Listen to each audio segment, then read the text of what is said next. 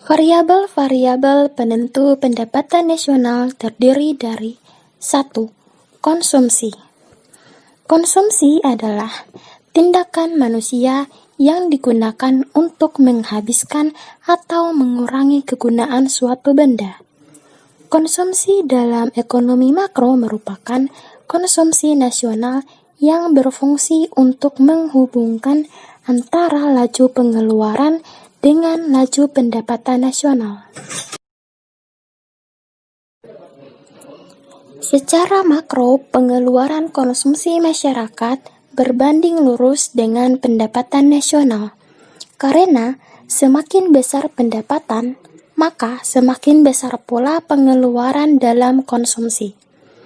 Dalam hal ini, ada beberapa yang mendasari tingkat konsumsi masyarakat atau rumah tangga, yaitu pengeluaran dalam konsumsi rumah tangga memiliki kedudukan tertinggi dalam total pengeluaran agregat. Pengaruh konsumsi nasional terhadap pertumbuhan ekonomi Indonesia dijelaskan bahwa konsumsi merupakan salah satu faktor penentu pertumbuhan ekonomi Indonesia yang sekaligus juga indikator kesejahteraan. Tingkat konsumsi akan menentukan kualitas pembangunan manusia Indonesia. Pertumbuhan ekonomi Indonesia selalu terjadi pertumbuhan positif, baik pengeluaran konsumsi rumah tangga, konsumsi pemerintah, pembentukan modal tetap bruto ataupun investasi fisik serta ekspor neto barang dan jasa. 2. Investasi. Investasi adalah pengeluaran modal yang bertujuan untuk pembelian suatu barang hasil produksi yang akan dijadikan aset untuk memperoleh keuntungan yang lebih besar daripada modal awal. Investasi terlibat dari berbagai bidang ekonomi seperti manajemen bisnis dan keuangan, baik untuk rumah tangga, perusahaan, dan pemerintah.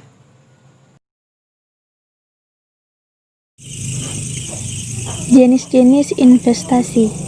Investasi dalam ekonomi makro menurut Norido Candasakti 2010 dapat dibedakan menjadi dua bagian, yaitu 1. Investasi otonom, autonomous investment. Investasi yang tidak dipengaruhi oleh kenaikan pendapatan nasional dan tingkat bunga. Autonomous investment dapat juga diartikan sebagai investasi yang besar kecilnya tidak dipengaruhi oleh pendapatan. 2. Investasi terpengaruhi. Inducing investment. Investasi yang terpengaruhi adalah investasi yang dipengaruhi oleh pendapatan nasional. Artinya pendapatan nasional yang tinggi akan memperbesar pendapatan masyarakat. Dan selanjutnya, pendapatan masyarakat yang tinggi tersebut akan memperbesar permintaan terhadap barang-barang dan jasa-jasa.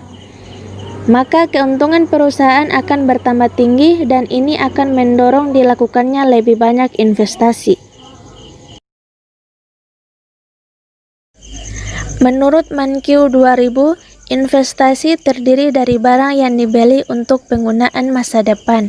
Investasi terbagi menjadi 3, yaitu 1. Business fixed investment, mencakup saran dan prasaran yang digunakan perusahaan dalam produksinya. 2. Residential investment, meliputi pembelian rumah baru, baik yang akan ditinggali oleh pemiliknya maupun yang akan disewakan. 3. Inventory investment, adalah barang yang disimpan oleh perusahaan di gedung, meliputi bahan baku, persediaan, barang setengah jadi, dan barang jadi.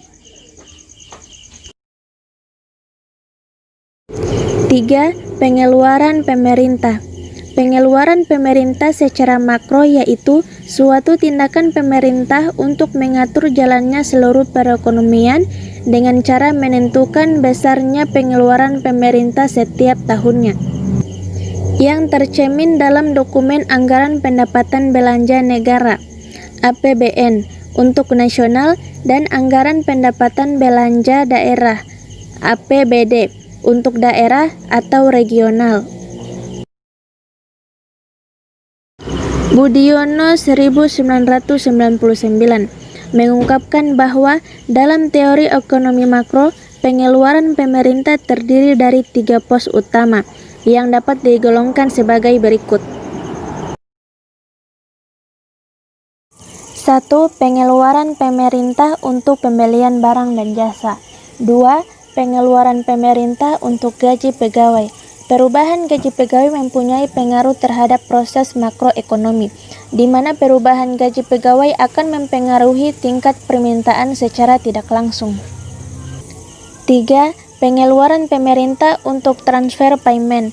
Transfer payment bukan pembeli barang atau jasa oleh pemerintah di pasar barang, melainkan mencatat pembayaran atau pemberian langsung kepada warganya yang meliputi, misalnya, pembayaran subsidi atau bantuan langsung kepada berbagai golongan masyarakat, pembayaran pensiun, pembayaran bunga untuk pinjaman pemerintah kepada masyarakat.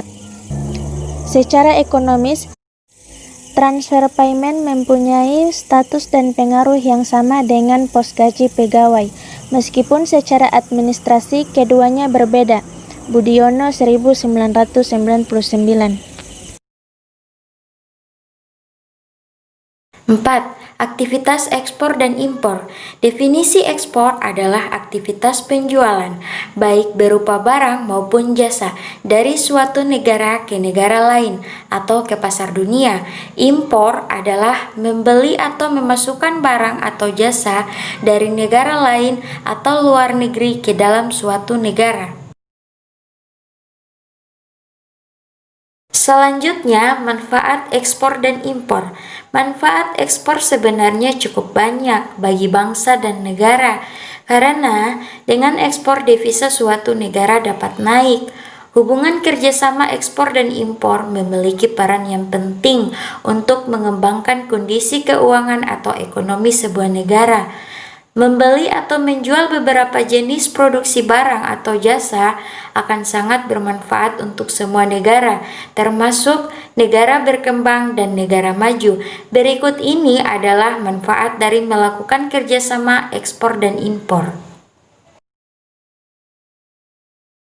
Ekspor. Ekspor memiliki beberapa manfaat.